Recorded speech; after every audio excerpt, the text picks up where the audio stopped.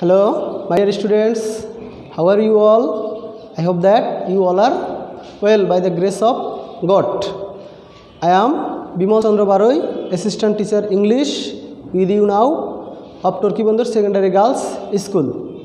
And my dear students, you all are welcome to my online class on behalf of my school. Dear students, in previous class I discussed about voice change with you, but today I am going to take a class about a very important grammatical item of English second paper, and our today's topic is verb and its classification.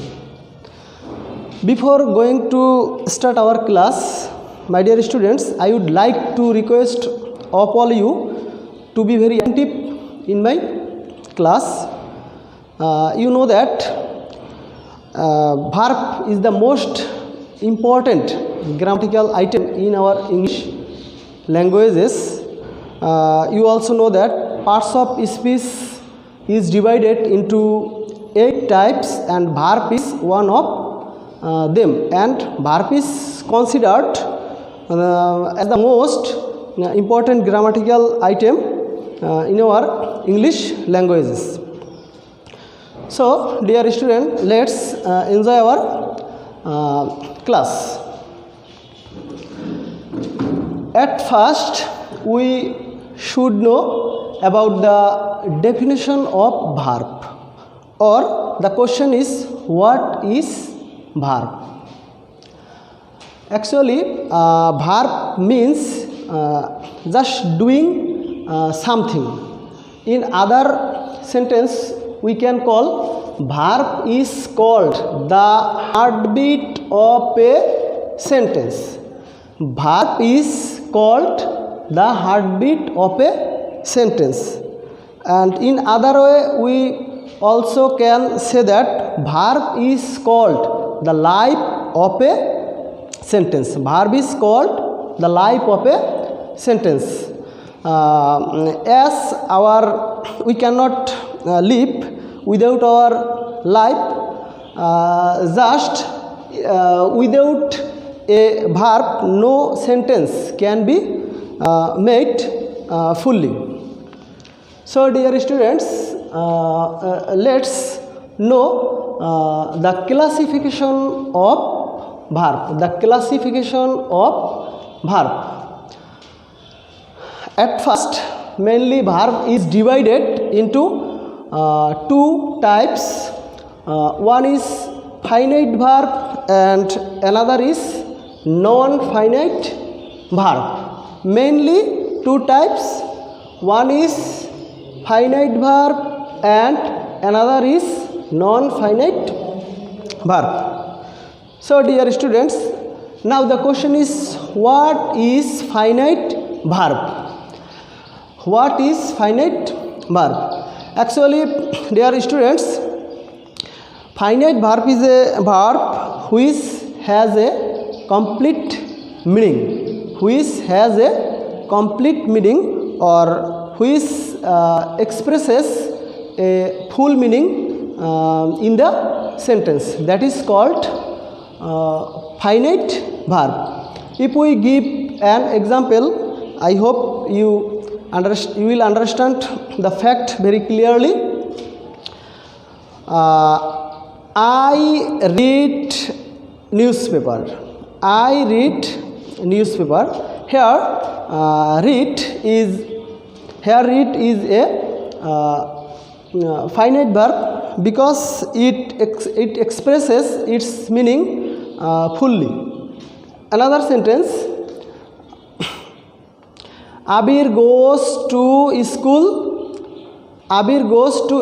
Here we say that this sentence or this verb expresses its meaning fully. That is called, it is finite verb. Dear students, what is non-finite verb? We have to know what is non-finite verb. Actually, non-finite verb is a verb which has not any complete meaning. Which has not any complete meaning. If I give an example, you will understand it very well. My uncle wants to read newspaper. Here, dear students, in the sentence you see that to read. To read is a infinitive form, or it is a non-finite form of verb.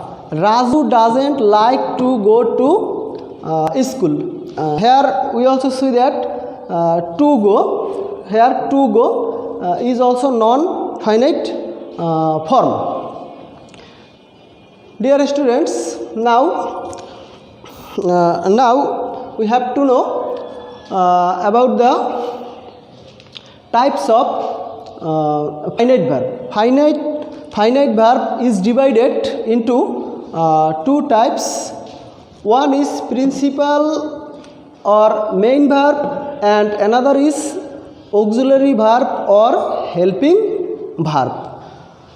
I again say principal verb or main verb and auxiliary verb or helping verb. Finite verb is divided into these two parts. Now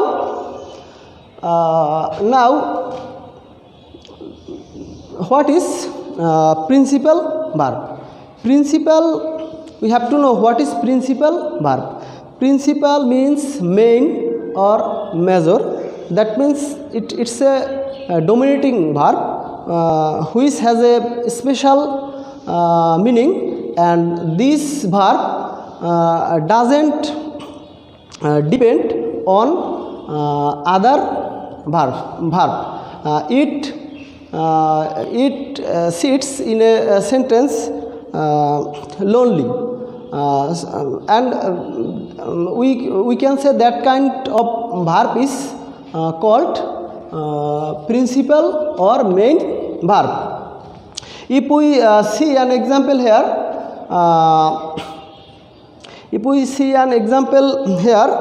I go to market. Here go is principal verb. I bought a dress. Here bought is a principal verb. Now dear students, principal verb is divided into more three types. Principal verb is divided into more three types, and they are transitive verb, intransitive verb, and also linking verb. Now the question is, what is transitive verb? Actually, transitive verb is a verb which has an object in the sentence. In other words, we can say that basically transitive verb always takes an object. Dear students, here I read newspaper. Read is here transitive verb because newspaper is object here, and but if you look, Abir goes to school. Abir goes to school. Here goes is not a transitive verb because to school is not object here. It is an extra part of a sentence. So we can say that which verb takes an object always, that is called transitive verb. Sometimes it can also accept two object. Object is two kinds, dear students. You know, one is direct object and another is indirect object. One is direct object and another is indirect object. If you how can we find out object in a sentence? If you ask question to verb with whom or what, then you can find out object in any sentence. Suppose I read newspaper. If you ask question to read, what read? What is read here? Newspaper is read here. So newspaper is called here object. Now, dear students, now we will go to intransitive verb. What is intransitive verb? Actually, intransitive verb is a verb which has no object. Generally, it doesn't take any object. Sometimes we can see some extra part of the sentence just after this verb. The main trait of this verb is it never accepts any object. Suppose here Abir goes to school. Abir goes to school. Here goes is an intransitive verb because in this sentence we haven't find any object here. To school is not object. Actually, extra part of the sentence. Suppose birds fly in the sky. Birds fly in the sky. If we can see here. In the sky is the extra part of the sentence. So fly is here intransitive verb. Now, what is linking verb? What is linking verb? My dear students, let's know about linking verb. You can see in the whiteboard linking verb. Now the question is, what is linking verb? Linking verb is a verb which has a connection between a subject and a complement. Dear students, you can ask me a question, what is complement? If you see an example of linking verb, you will be clear about complement. Here we see that I am a student. I am a student. Notice carefully, dear students. Here am is linking verb because I is subject here and a student is complement here. Actually, when subject and complement, subject and object means a same meaning, that is called complement. Complement has a complement is related to subject. Here subject and complement are the same meaning. Another example, he is a doctor. He is a doctor. Here he is subject, is a linking verb, and a doctor is a complement. Dear student, let's know more about transitive verb. Transitive verb is divided another more types: causative verb, impersonal verb, reciprocal verb, reflexive verb, cognate verb, and factitive verb. In your grammar book, you can know about these verbs well. Okay. Let's know about auxiliary verb. Auxiliary verb or helping verb. What is auxiliary verb? Auxiliary verb is a verb which always helps a principal verb. Look at the example here. I am eating a mango.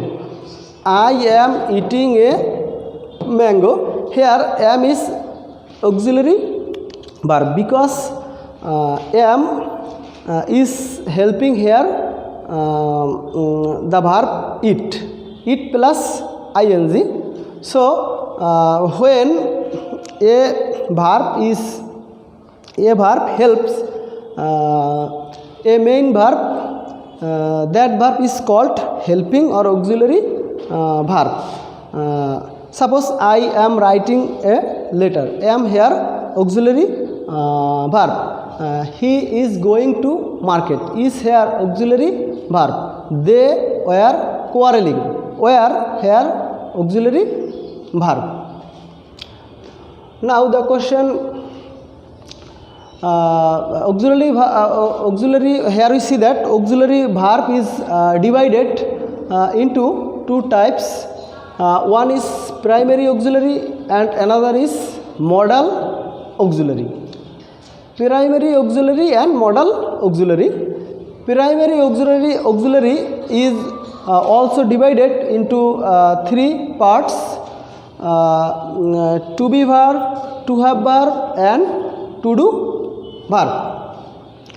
To be verb, am, is, are, was, were, be, been, being. These are called to be verb. These verb can help to make a full sentence, and it is mainly used to help a principal verb. Then to have verb is have, has, had. Have, has, had. Mainly it is used to help a principal verb. Suppose I have done the work. He has gone to school. I had stolen a fruit. Now dear students, to do verb. To do verb is do, does and did. These kinds of verb are generally used in assertive sentence and also used in interrogative sentence. Suppose I do the work. I don't like to go there, and it's assertive sentence. Now interrogative sentence. Do you like me? Did you go there? Did you finish your English spoken course, etc. Now dear students, let's know about modal auxiliary verb. Modal auxiliary verb is a special kind of verb.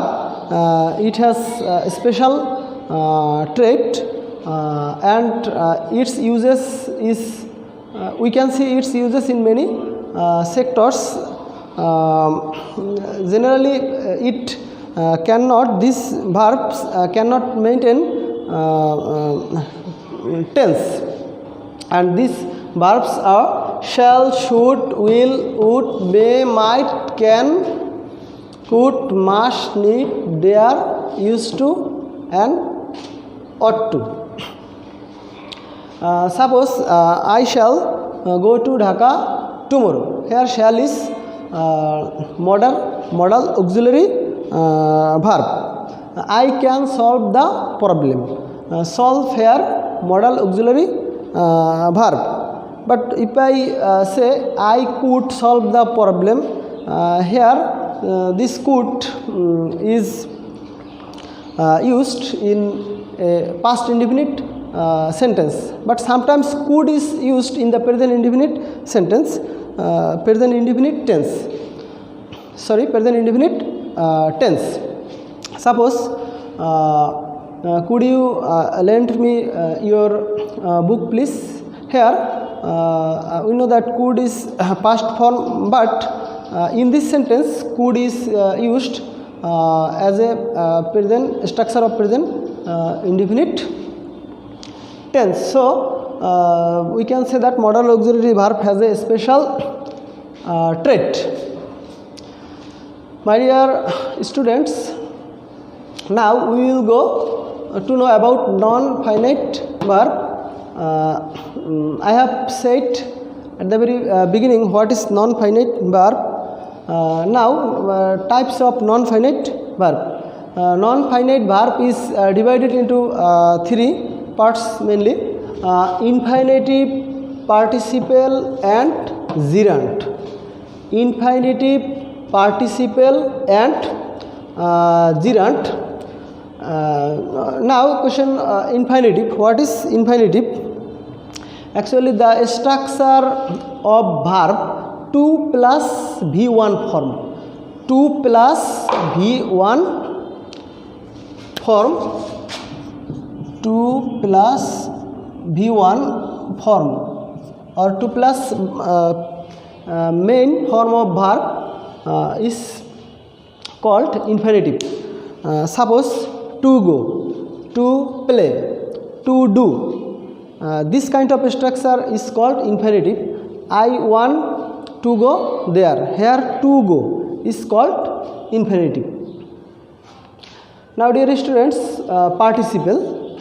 Participle is divided into three types: present participle, past participle, and perfect participle.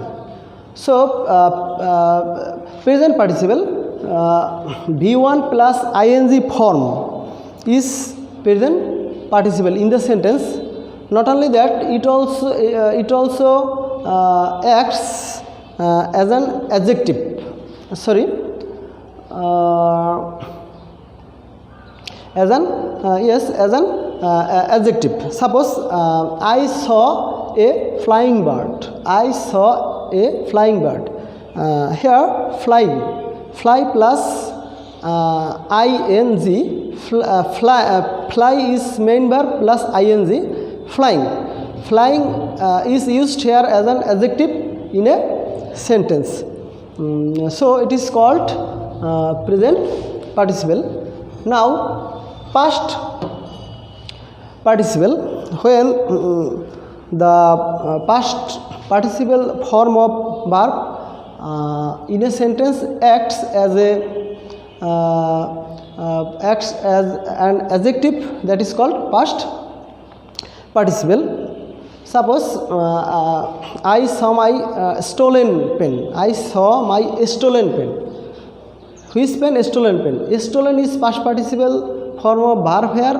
At the same time, is also used as an adjective here. So, it is called past participle.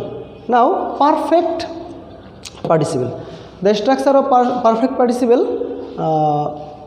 V1 plus ing plus V3. I want to give an example here. If I give an example here, you will have clear idea about it. Having attended the class, she realized that to learn English is good for us. Having here, having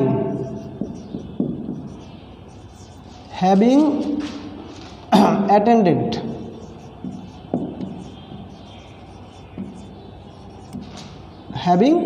here we see that V1 plus ing plus past participle form of verb. So, having attended the class, she has realized that to learn English is good for us.